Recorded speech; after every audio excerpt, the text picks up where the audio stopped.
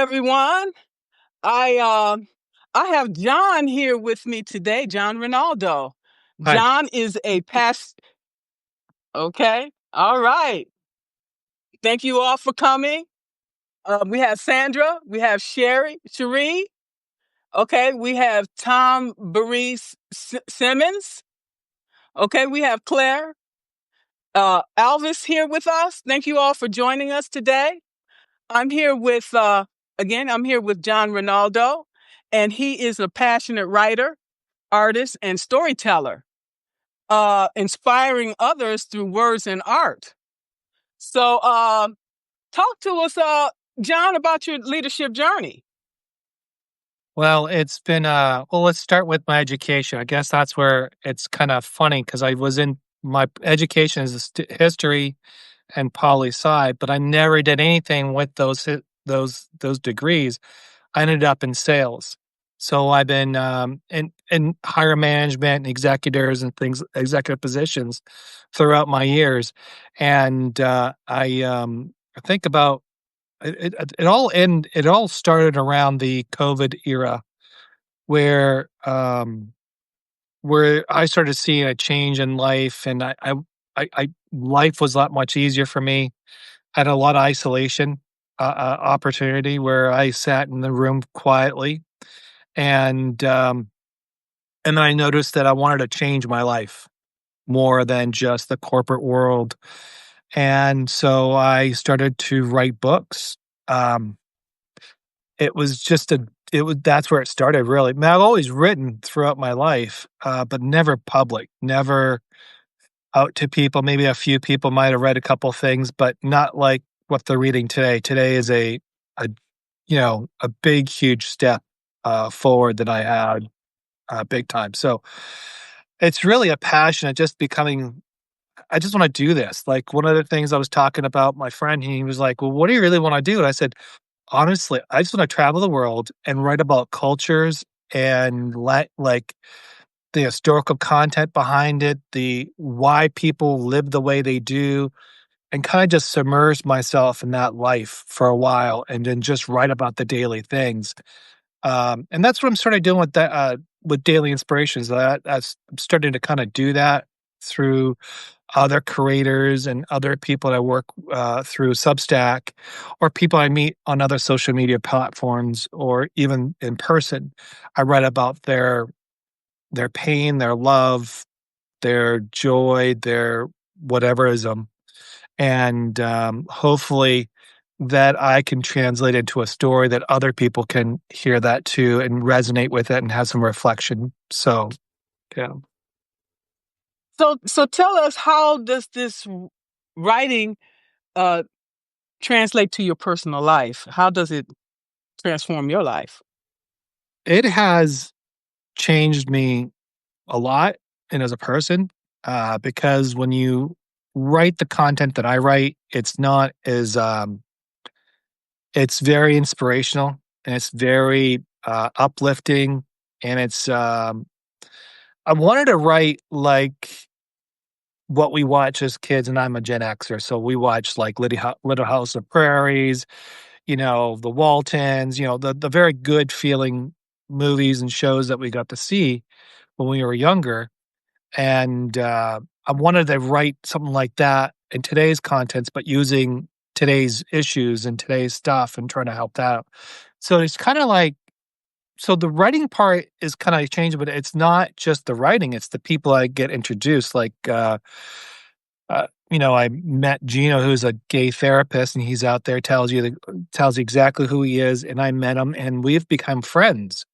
Outside of that world, we probably never become friends. But we connect, we talk, and that's about connection. And that's what my stories are about is connecting with people. It's about connecting with issues and seeing it from all perspectives and kind of like it's not a it's not black and white. There's a lot of grays and there's it's just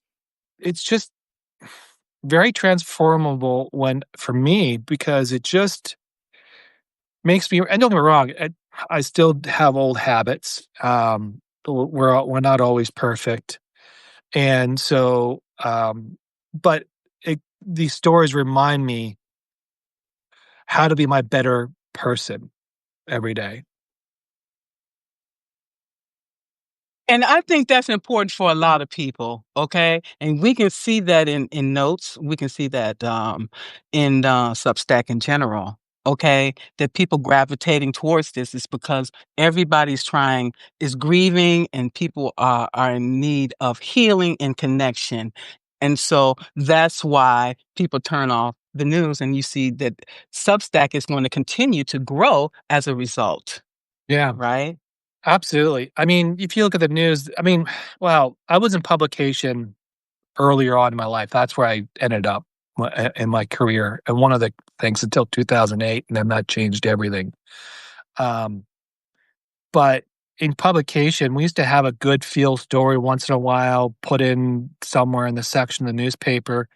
And people would actually gravitate to that. And people would actually say, hey, we want more content like that. But then there was this other aspect of sales when it comes to selling a newspaper, tragedy, all that sells too. So you had to have a mixture of both, but your headlines, I remember we worked on headlines all the time, and we would argue the the the messier the better. You make it glory that, the picture's got to be big, and so you had some visuals.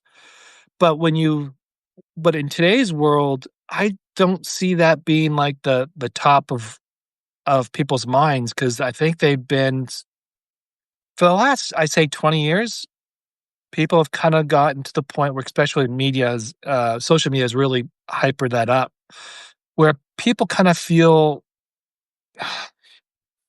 boxed in, I would say, a little more, created anger, and I think from a human perspective, we want to have something more than just what we see every single day, and And I think it's just a human instinct of wanting something more of who we are, but mostly who are the people around us. And that's why you see a lot of, like, people researching about, narcissism. Not everybody's a narcissist, but they're researching that. Divorce is up.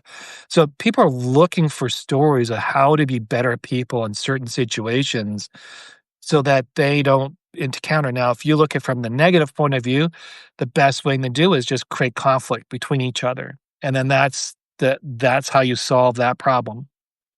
But if you look at the different perspective, where if I was writing it, I would say, okay, all right, these are the things how you can help yourself through this situation. This is what you're going to recognize, but how do you overcome your personal discomfort? Because reality is we can only control our surface, our sphere, no one else's. So if someone's gonna be mean to you, then are you gonna react to it? And that's really what m a lot of what my writing's about, but it's also about connecting and seeing those things too, and how do you understand it before you're understood? Um, I can also relate about divorce because 'cause I'm a single father, divorced, and it was a brutal one of the most brutalest divorce that I can ever imagine. And I would sit there and, you're in the thick of things. And the problem is that when you're in the thick of things, you don't see yourself doing good or bad. You're always thinking you're doing good, and you're always right. It's always about winning. It's about winning at all cost. And a lot of our conversations are like that today. It's winning at all cost. And that's just hurts us as people. I can't agree with you more, but we are in desperate times at this point, and even myself being taking an early retirement, I feel that I'm at some in some instances I'm at that stage as well. Okay, and a lot of people will not take action until they're forced to. Okay, and then at that time you make the decision that may be the wrong one. Yeah. Okay, because you want to make a decision from a position of strength versus a position of weakness or desperation, Yeah. right? Yeah. Yeah. I mean, don't get me wrong, I failed. I can't tell you how many times I failed as a person. Um, I mean, you're only getting the better version of me. How's that? Um, I mean, I still work through it all. Um, the only thing I mean, it's just you got to work on yourself. That's the hardest part that most people, um, I keep going back to my divorce. I guess that's the best reference where, you know, we were we were in therapy and I said, "Well, I believe we're both wrong." And she said, "I believe he's wrong."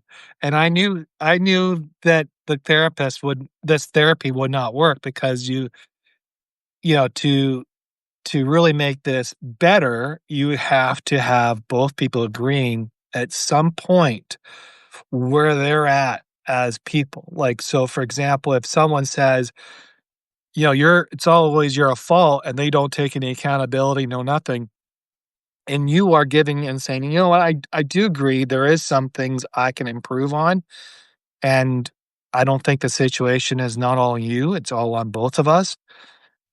You know, you gotta listen to that type of language. If that person is all in an, it's lose-win situation, then you're always gonna be in a situation where you're gonna lose in that relationship.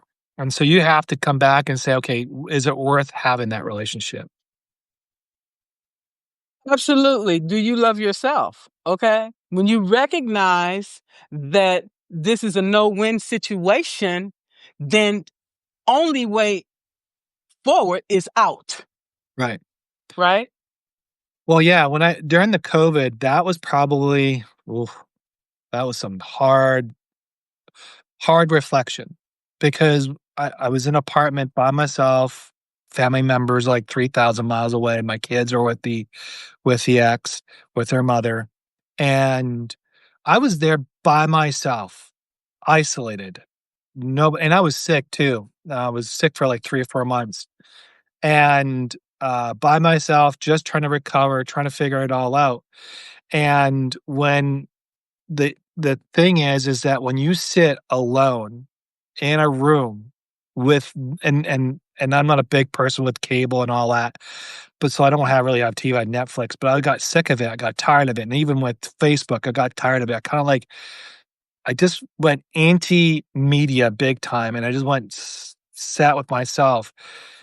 When you do that, that's probably the hardest realization of who you are as a person because now that your thoughts are just you, yourself, and I, and you got to sit there and think about all the things you did and how do you want to be better. And don't get me wrong, it wasn't.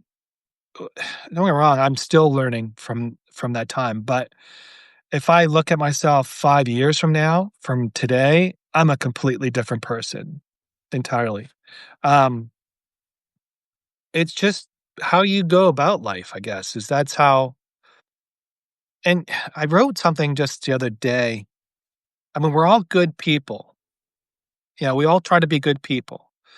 And then there's always those who are not good. But then you have to decide, are you surrounding yourself with good people? Are you around people that are good? And that's what I love about Substack because everyone everybody has a diverse background. And I'm sure that if we all learn about our background, which I think we've been very protective of it, and I don't mean this to be rude, I think most of us would not associate with ourselves outside this platform. I think we would all be alienated because of our beliefs, values, or whatever, and we're not taking the character of that person and learning about that person as they are. But with Substack, what it does, you're forced to write out your feelings. You're forced out to write out your values. You're forced out to your morals, and you're not masking it. It's who you are as a person. All you do is you chose not to bring in maybe politics and religion, the two things. Some of us do, and some of us don't. Um, but that's the way it is. I mean, that's how. I just you have to be very careful as yourself. As how do you protect yourself from people that are want to hurt you? and that's where it comes from. That's a good question because I'm gonna tell you, the people that hurt us the most is the ones that's the closest to us, honestly. Because anybody else, I don't give a damn about them. Yeah, Okay, you can yeah. say what you want, whatever. Move on. Well, Okay. I'll give you a good example right now. I have a family member who, um, who can be very snarky and very rude. Okay. I mean, deliberately rude, and I don't know if it has to do with whatever, childhood issues, whatever, I don't really care. And, um, and one of the things is, I don't really wanna be around that person. I don't like that person. I really just don't like them. But for the greater good, how do I still be involved without being with that person with that person in that room? Because there's other people that I'm there for, not for that person. So, I struggle with that. Like, I don't know how to handle that. Like, I'm literally sitting there going like, "How do I figure this out without alienating everybody else other than not, getting mad with that person?" And then everybody tells me, "Well, that's who they are." And I said, "No, that's not who they are. They're being rude, and that's being considerate. That's being disrespectful. Stop giving excuses or a way out for behaving that way." And so it's a lot of I mean, it's a family member, and how do I solve it? And I'm still wrestling with that. So, I mean, that's a life experience that I'm giving that I struggle with, and I'm sure everybody else is struggling with the same thing. So all you have to do is, like, you have to think of and I think you have to be a stronger person, and when it comes to that, and I don't and what that means, I just don't know yet. Well, um, what I can say is I'm not close to my family at all, okay, because of the sins of my father. Okay, he decided he wanted to ordained father, minister father. He wanted to have relationships outside of his marriage and end up getting one of these women's pregnant, and that was me, the child. Okay, so I am the one ostracized from all sides of the family because of what he did. Okay, so I don't have that. I don't have a family Um, to rely on. Just maybe my daughter we're and family. my We're niece. family now. Yeah, there you go. We're family, right? So I'm just saying. What I'm saying to you is just because somebody say they're your blood, they don't mean that they're gonna be there for you.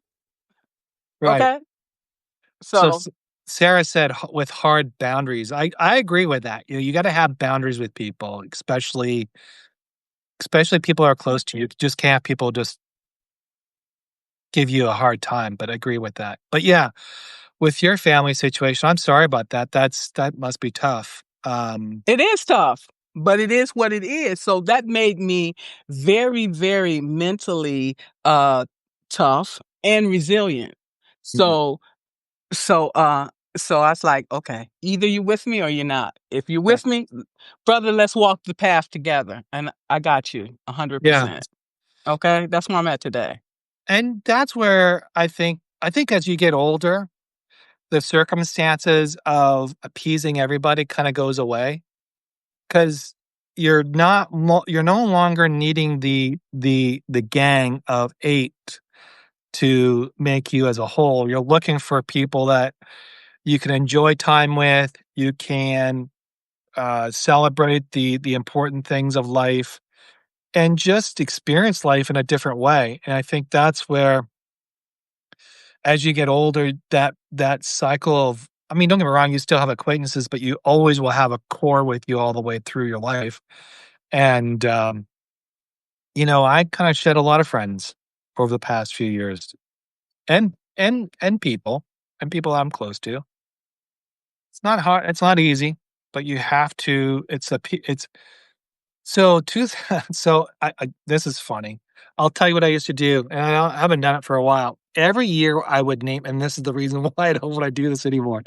Every year I would name the year, and I would Okay. say prosperity, um, better father, or something along a theme that year that I want to be, focused on and to be. So one year I asked for peace. And it wasn't the peace that I was looking for. Because in the end, peace means you have to go through a bunch of stuff to get peace. Okay. Like, you gotta go through some heart-wrenching things, like challenges, and for me, it was I was engaged with somebody, that broke off. I had child custody, and it would just turn into co-parenting was such a toxic situation that was hurting the kids more than benefiting me and the ex. So I had to choose to say, "Okay, I have to let go in hopes and play the long game more or less for the kids and let them have some type of stability and something." So but I still had custody in a sense, and I still had the rights and all that stuff. I didn't forego all that. Um, but then I had, I moved to within my fiance. We broke up. I had to move out. I mean, there was some. I got a new job. My dad had cancer. I mean, there was a lot of things going on. I was flying back home to Canada a couple times. It was and then all that was happening, and then in about 2000 when COVID hit, that's where I found peace. Well, So, it we were it shut down. it took all that to get there, but on top of that but as I was going through all that, things I picked up was writing. Things I picked up was painting. I started painting. Now, I don't know if you see, this is one of my paintings back here. But I started painting and someone says, "Well, are you an artist? Have you painted before?" I said, "Never painted in my entire life. This is the first time I'm doing this." And they were kinda, like, shocked. And writing, same thing, people are starting to read my stuff and started kinda like, "Wow, this is good things," and it took a while because I wasn't a strong writer per se, because I didn't allow myself to be a strong writer. I guess it's the mindset of me. And then eventually, as I learned to be better at it, I became better at writing, and because I got more confidence in the end. So so when I was naming the years, I w when I named peace because I wanted and the reason why I wanted peace, I wanted peace between my ex and I, so my kids Of can have course. room to breathe, Mhm. and that did not happen. And so you can call it whoever it is, the higher up said, "You know what? We're gonna teach you peace, and this is how it'll look like." So, now think about it. Now, every time I see something down the road and I see all these red flags, I think to myself, "Do I wanna go through that again to find peace? Mm. Or do I stop it now and still create peace for myself?" And that's where my mind has now gotten to the point where do I really wanna do that or do I wanna do this? So, I hear you. When you talk about peace, I um I realized that I couldn't find that peace in other individuals. I had to find it within myself. Okay. mm, yeah, And when okay, and so when I decided to take the early retirement, I no longer could I had to face all of these demons. Okay. I can no longer block it out because I was working. I blocked everything out. Now I have to sit in all of this crap. I have to dissect it, okay, and r- get rid of all the things that are not serving me anymore, okay, and realign myself, okay, with the new me mm, as I figure out who that is, okay, because I've been this person, I've been forced to be this person, live in this box for 39 years. And to get out of that box and come out into the world, it's like a fish out of water. Okay? It's like, what the mm, heck? Okay. yeah, but a lot of people that transition after a long career like that is very hard it's challenging, and I don't mean that to be negative but when you go from that type of career into something completely different, that's a huge transitional period of time, and you're not giving yourself that break, which is great. You're just saying, "I gotta go," and that's awesome. So, but a lot of things but for 39 years, you created a lot of habits in those 39 years, good or bad, you know, Both. both. And now you gotta move forward with that, and the only thing you gotta figure out is what are the goods that you wanna carry forward, and that's the challenge. Yeah, so what I'm doing is, I'm recollecting everything because when you work for the military, constantly moving. You have things over here, things over here, things over here. You recollect everything you get together that you've collected over the course of your life. And I'm going through everything. And, Yeah, the tears are coming, because I'm seeing all of these things, bringing back all of these memories of all the people that I served with in Iraq on all those different tours, the two tours that yeah, I was on, and the relationships that I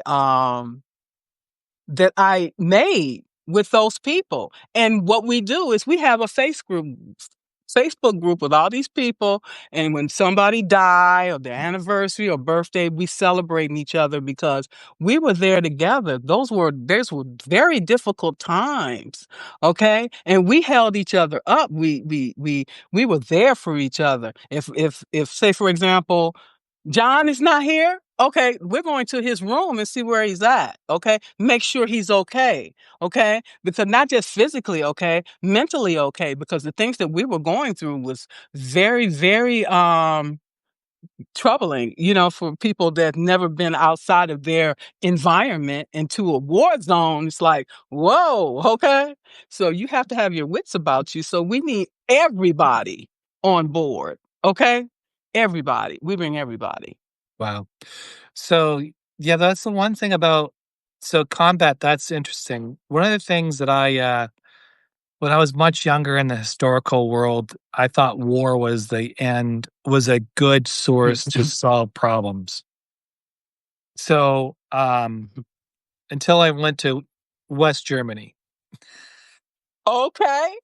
So, I can say this, I've been on to 3 is it 3 countries that no longer exist? I've been to 3 Mm. countries. That's right, 3 countries. So, but anyways, when I was in West Germany, the first war, Iraq started to take like the Berlin Wall came down. There's Yugoslavia war. There's a bunch of stuff going on, and there was a build up towards the other war. And I remember there, even seeing the Yugoslavians, the Croatians, and all that. Um, that kind of changed my mind about war. Like Mm. it was like it's not as pretty as most people think it is. It's probably the most evil thing that we can do as humans. And it doesn't benefit anybody. It doesn't help, it doesn't move the needle unless you really conquer another country. And in today's technology, in today's world, that doesn't happen. And that's probably the hardest thing that we could, you know, the hardest thing that most people do here is if you haven't experienced war, if you haven't seen war or felt war, you're not gonna have an understanding. Now, don't get me wrong, there are some soldiers out there that will go back to battle all the time because Of course. that's their DNA. That's who they are, that's Right. how they are built. But on a civilian perspective, you're if we're gonna start advocating for war, that's not really connection of life. That's really you're taking life away. You are purposely saying, "I want to kill somebody for the purpose of greed, whatever, or someone else's agenda."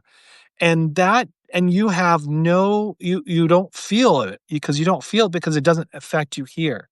I think the only closest thing that we felt any tragedy was 9/11, and that is something I mean, I felt it here. I was on the East Coast, and I can tell you right now, that wasn't the prettiest day at all. No. And I remember it like it was yesterday. Just yeah, I remember it like big time. So, I just wish more people were less willing to and it comes down to win at all costs. I keep saying that as a theme here because that's what it is. Every argument, it's not about a dialogue. It's not about who we are and what we're about and what are the quirks and all that. And let me understand you a little more.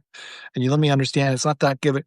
It's all about how can I tear you down fast to be a winner. And that's what all these things look like in our everyday conversations. It's ego. Okay? It's ego, plain and simple. Okay, Yeah. Imma tell you, being in that war, that was an unnecessary war, in my opinion. Okay? Did they ever find any weapons of mass destruction? Was it more of an ego thing to get back at somebody to say, "I am the boss"? Okay? But who paid for that war? We paid for that with our tax dollars, okay, with our retirement money, with the money that we want to have for our children's education. Okay, was it worth it in the end? Because in the end, when we pulled out, they tore everything out that we installed. Okay, and so it's like we never was there. They like we didn't ask you to come here, and they took everything out. All the money that we spent in that war went to naught. Okay? For what? Yeah.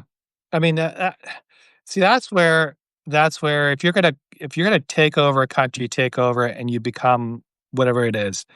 And we as humans don't understand. Like, I think that's where the Western world, like especially America, and I don't mean the diss on Americans or Canadians, but a lot of us in the North America world has never really traveled the world and has never experienced other cultures at all. And if we do, we would be quickly to realize that not all of them are our friends and not all of them want our opinions. And in fact, they will tell you to go pound sand pretty fast, or you find yourself in a jail somewhere. I mean, I Or can, or in a ditch or or or it in a is, in a or in a hole. That's how they feel about Americans, okay? We will come we you come over here, we will kidnap you, we will tell your family to give us $100,000 for your return, and you won't return, okay? Don't be stupid, okay? Get your yeah, money and that's it. They think we're suckers. They think yeah. Americans are suckers. I'm just being honest with you. I agree. It's just no, and we and then I think that's what happens on the internet is like social media is where we think that our opinions, and that's why I try not to write about opinions. That's not my goal. My goal is to inspire. My goal is to open the door up, give people an understanding that there's more than just life within your circle. Like there's more out there. You may not like what I'm going to write about. You're not going to like maybe some of the content that I put out.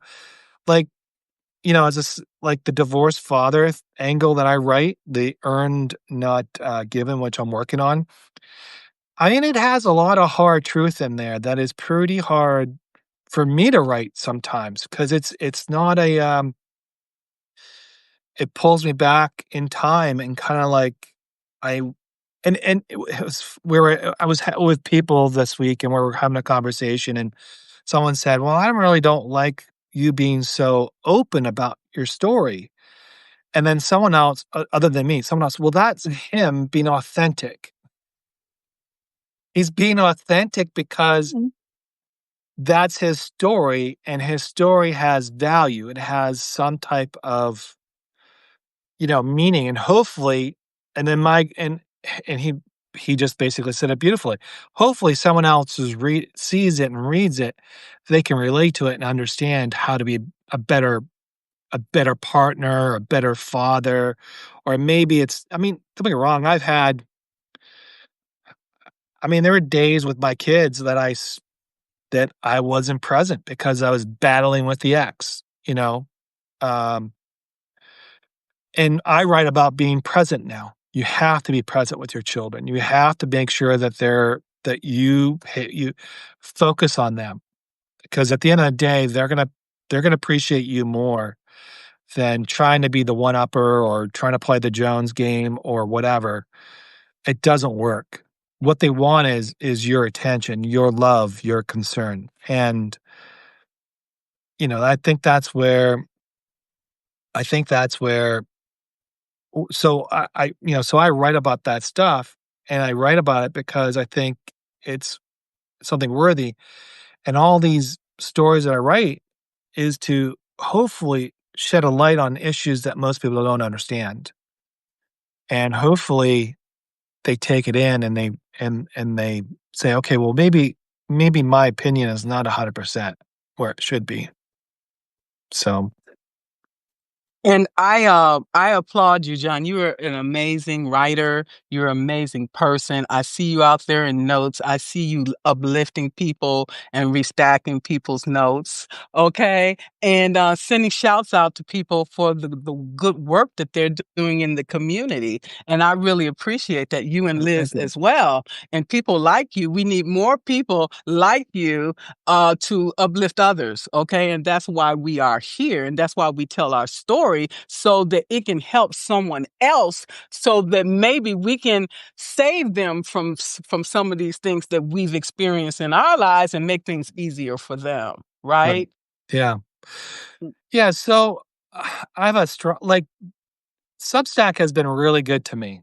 I mean, there's nothing wrong. I've been on this for almost 3 years, 4 years now. I can't remember. But I just feel like I've been on it since yesterday. I really do. And I did take a break. So the way I use Substack is I write stories, obviously, but I also write stories about my books. So, for example, Earned Not Given was actually originated on Substack. And what I do is I put a really rough draft, like an outline of stuff, but when I work on it, so I publish it because it helps me. Well, number one, it helps me to be accountable. Number two, oh, thank you, Simona. Thank you very much. Appreciate it. That's my buddy. Um, so, um, so I post on there, and like, don't get me wrong, they're not uh clean. It's basically a story, multiple stories, maybe. And then what I do is I post it up there, and I kind of hopefully I get responses and things like that. And people tell me, "Hey, I love this part, didn't love this part," or whatever. And then I take all that information and then I put it into a book, and then I send it to my editor, and they kind of read through it and they say, "Oh, this is this and this." And then I take it and then I really go through it and I start adding content. I started adding the story, like the original copy of Earned Not Given was about 20,000 words. It's over 35,000 words today in a book. So that means I've been, putting a lot in there, and that's because I wanna make sure that this story, because I believe this story is really important for single fathers, co-parenting, because it comes from the time, 2008, 2009. I get fired from publication, and I need to start looking for a new job. I find a small company that actually saved me, um, and small corporation, small little company, maybe 10 or 15 people, and it was a startup, and I didn't know how long it'd last there. But the cool thing about it is that I stayed there for almost 6 years or something like that. But I had the opportunity to grow as a person, deal with my junk that I was dealing with. Because if I would have dealt that with in a corporation, they would never have dealt with some of the stuff I went through. 0. Um, so I'm grateful for all that. And so that's where the book goes, and that's where I think a lot of people, when they go through a struggle like that, I think that's where I think some of your best writing comes from. I really do believe you focus on the things that hurt the most are the probably the best stories you could ever tell, as a writer. and that's from my experience. So, I agree with that. When you write articles from the heart and you pour out that knowledge and all that pain and tragedy, it gravitates to people and resonates with them, even if they don't respond. right. Okay, and to know that your work is touching people gives you the courage and the confidence to continue. Yeah. I mean, so on Substack, when I started with 100 days, 100 inspirational stories, and um, I created a bunch of stories for 100 days, and then I started playing around with a couple other ones, and it, I don't know, I just didn't, I stopped writing for a bit, and then I got back, and I was like, I started getting a lot of subscribers.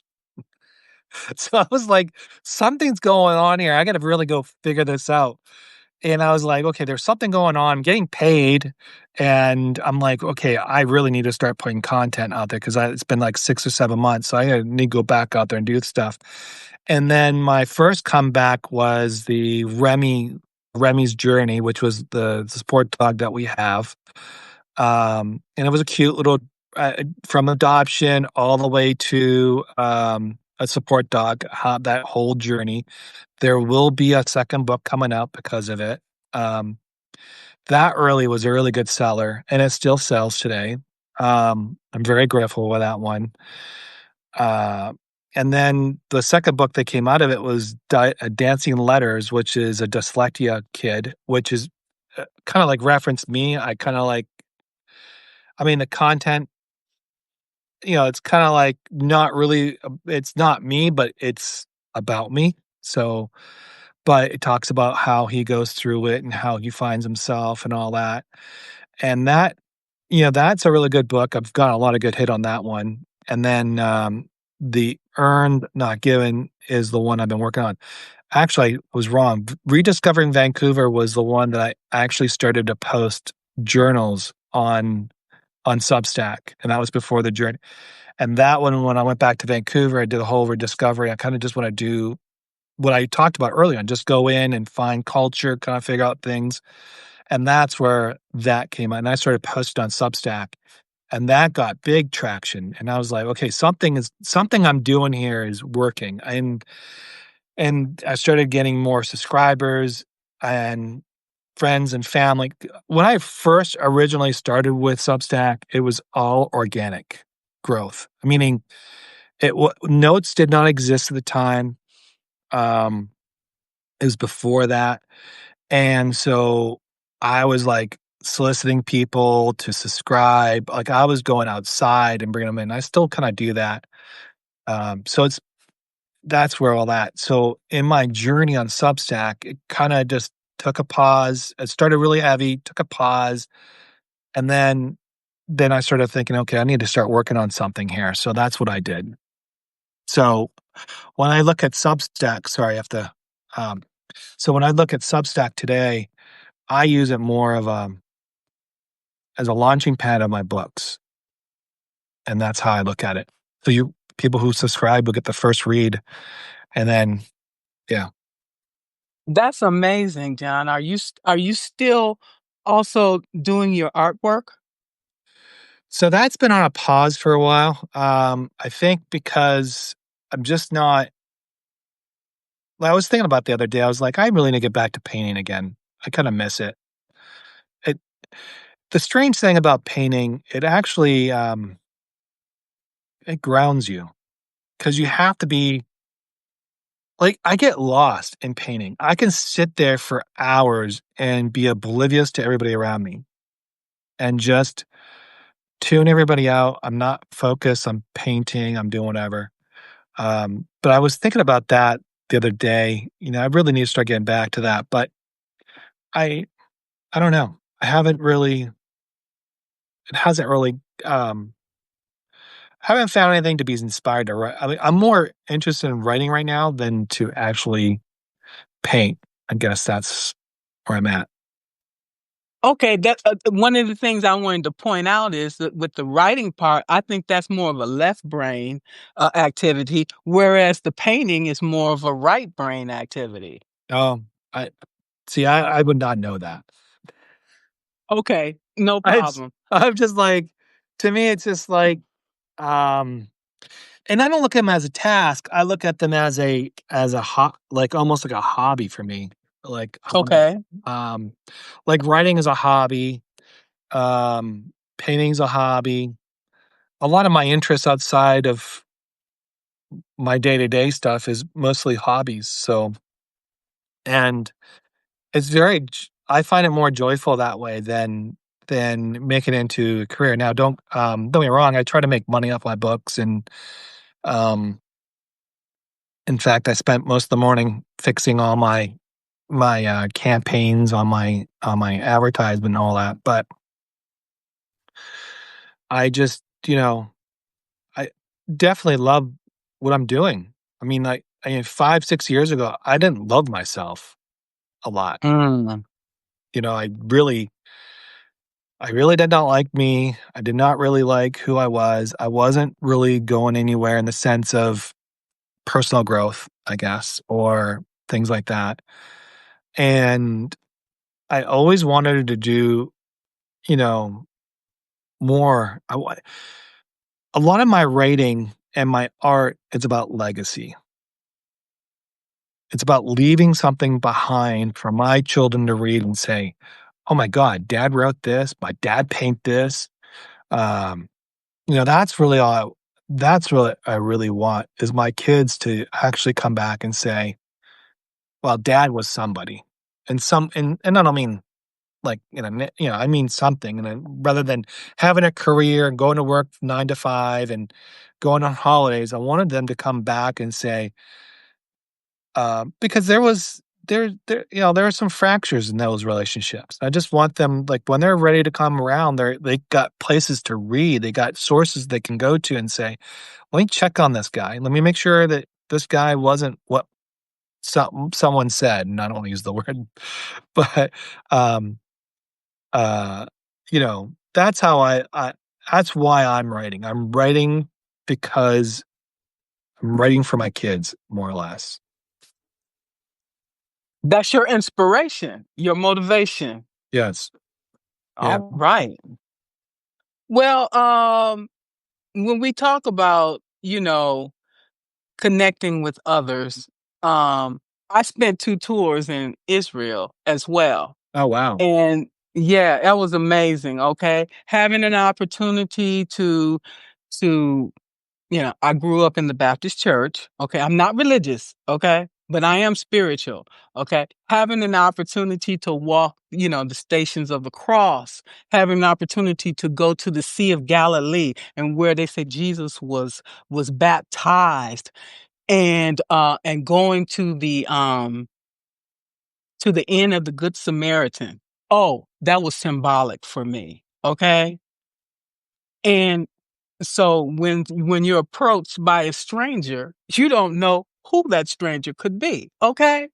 So you need to be mindful of that, okay? Could be a very valuable lesson for you to take heed of. So I am very cognizant of that, and I try to be um give people the benefit of the doubt until they show otherwise, okay? Right. As a That ac result. that actually brings me a good story.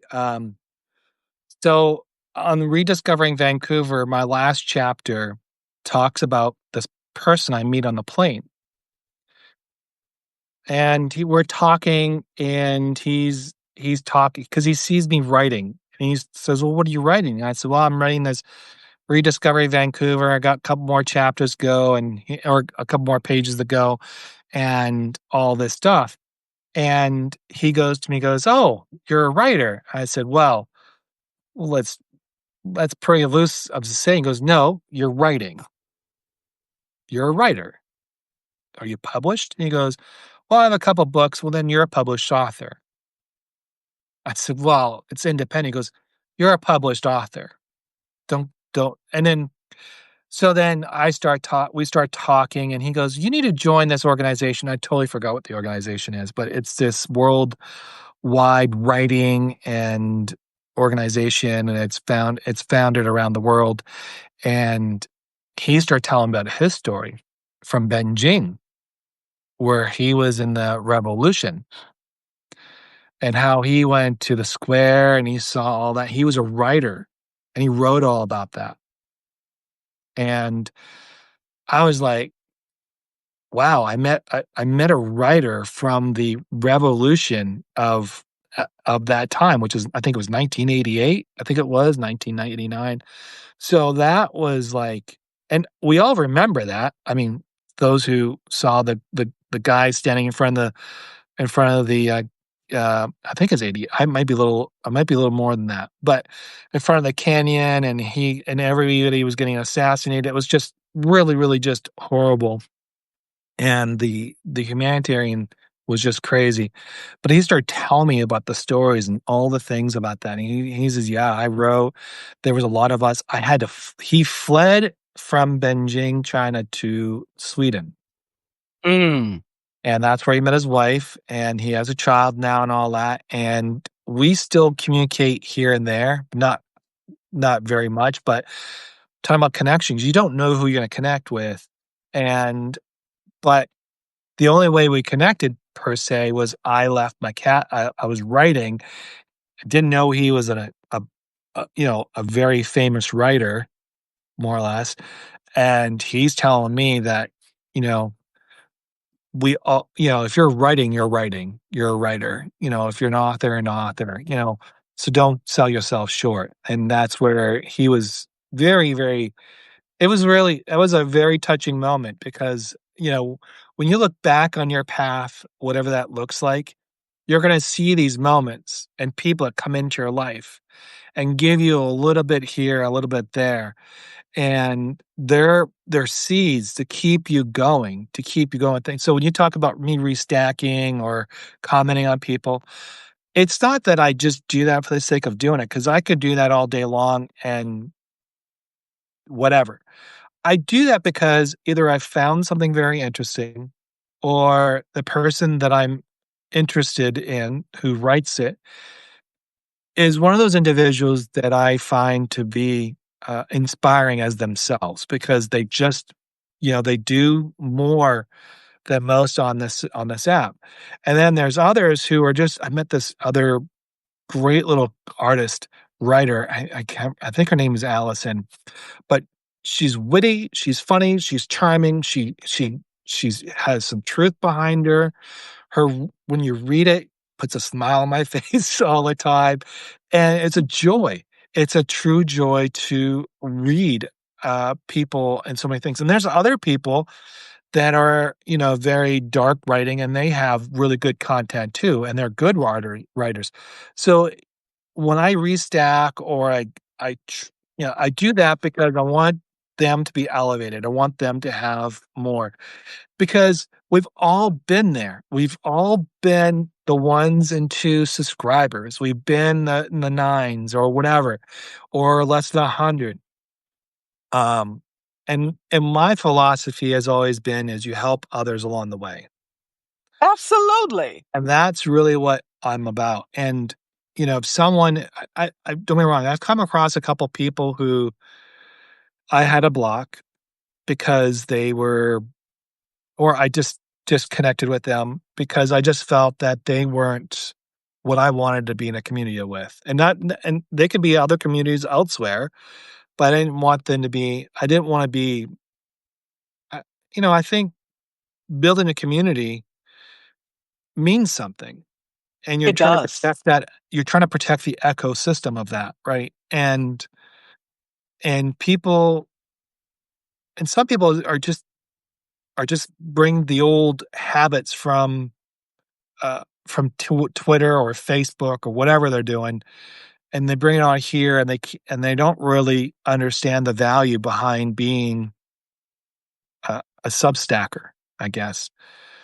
We're not here to spam. We're not here to talk down. We're not here to to do that, and I think that's where I take the initiative of trying to help others along the way and give back as much as it given to me.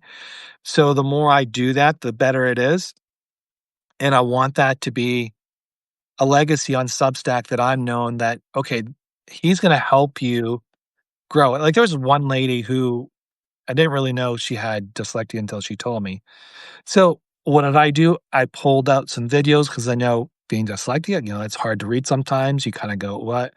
So, I told her how to enable her voice, how to, what to look for. So, if she goes in there, she can hear it and follow the story. Like, that's what I do is I listen to the story, and the more people do that, the better it is for people like myself and other people like that. And there was really no reason for me to help her other than me saying to her, "I'm helping you because I want you to be a better subscribe. I want you to be a better person on Substack to push your content." Because I think it doesn't matter if you're 5 to 1,000, 10,000, 100,000, or 2 or 3. We're on this journey together, and we're here to help each other. And your competition is not my competition. Because, like I said, there's so many writers and so many spectrums. Like, you might have a dark writer, and they have an audience to themselves. That's who they write. If you have an audience over here who's all about poetries and all that, that's not always about me, but I don't mind a good poetry, thing here and there, but that's someone else. That's all them. I'm a little different. I think mine's a little bit, I found a niche for myself, and I don't think a lot of people do that on Substack. I mean, they kinda do it in a little different ways.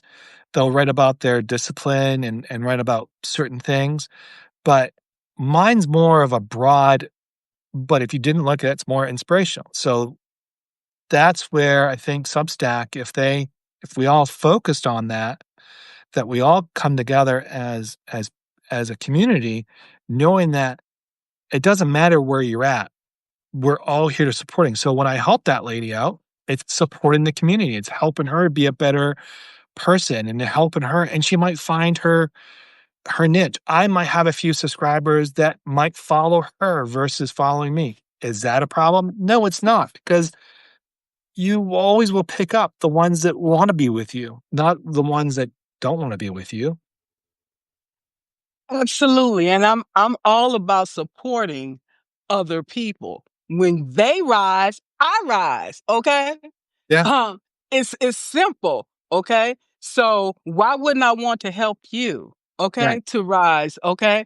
And I'm always about helping people, empowerment, okay? We're all an empowered leader, okay? So, um, giving people the tools and resources they need to be successful, and that's why we're here, okay? Yes. And All that's right. what I think that's how I mean, I don't do that. I don't think of myself a leader on Substack. That's not how I look at it. I look at more of like, we're all here together. Let's just help each other. Okay. And if that's a leadership role, that's great. But I don't know. I just look at it as more of, brotherly love, helping each other along the way, helping your So neighbors. it's the same thing. Whatever Yeah. you call it, it's the same thing. Yeah. Okay? Yeah. Potato, potato, it's the same. Fair enough. Fair enough. Yeah. I mean, I hope everybody that's listening understands that, by helping each other, you're only creating better space for yourself. You Exactly. get more recognition. People are gonna be more gravitating towards you if they see you not just like I can tell you right now, there's a lot of people out there that just will just dump their content under other people's just to get hits. And sometimes that's not always the best thing because it will not that it matters to me, but what it does is it just it doesn't give the respect to that person who's posted something. Because that person posted something that should get attention and should get some value. That's why I either risk stack it or I make a comment or whatever because they deserve to be noticed first. You know, it's not about finish. There is no finish line here. We're all this together. We're all coming into this as a team, as a community, and we really should be thinking that way. Absolutely, John. Do you well, we're talking about uplifting stories and connecting with others, and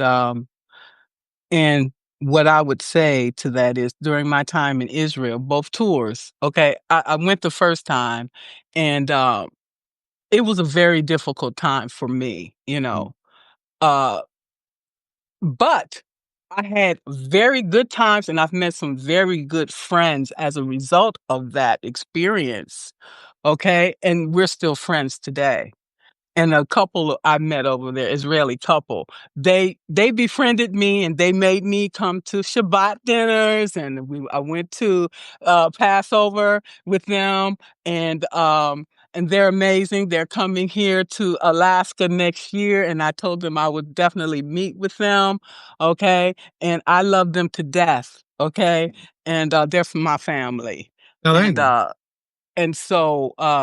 I love all people, until you show yourself unworthy, then I have a problem, Yeah, okay? I think that's So that's hard. When someone doesn't show yeah, yeah, right?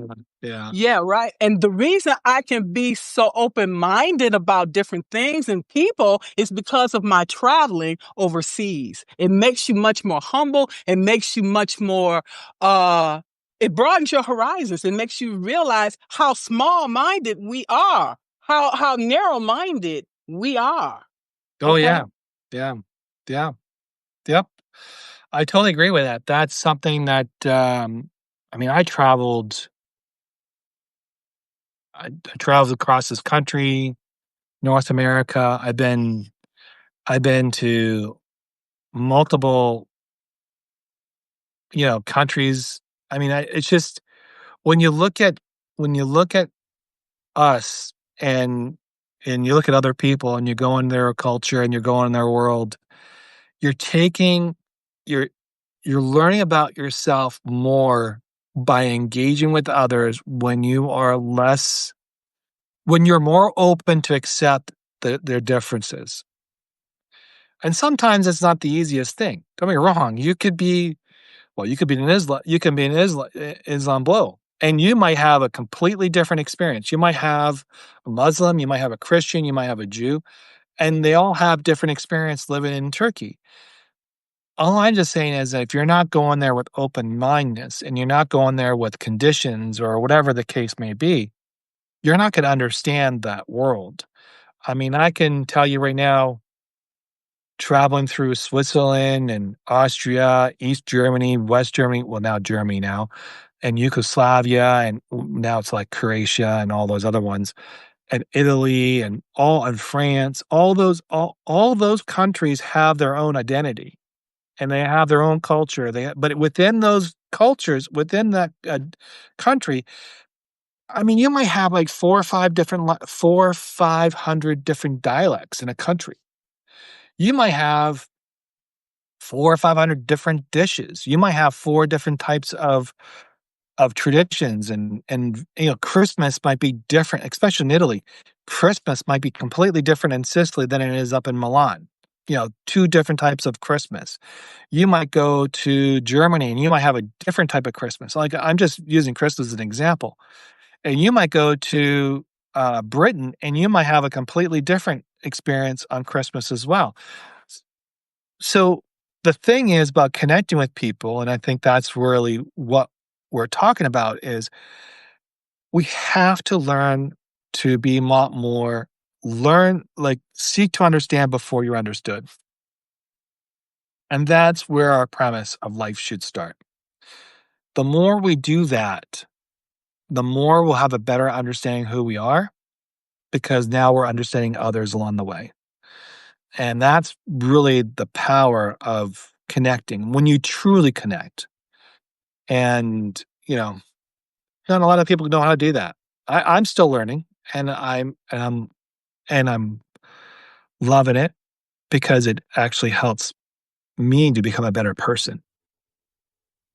Yes, it does. And while I was in Israel, I also went to the Bedouin camp. Okay, stayed there overnight. Okay, I wanted to have lunch in the desert. I did that. I wanted to experience as much as I can. Okay, uh, got into the Dead Sea. You can float. You cannot sink. Okay, because of the amount of salt in the water. So all of these experiences. Okay, it, it enriched my life, okay?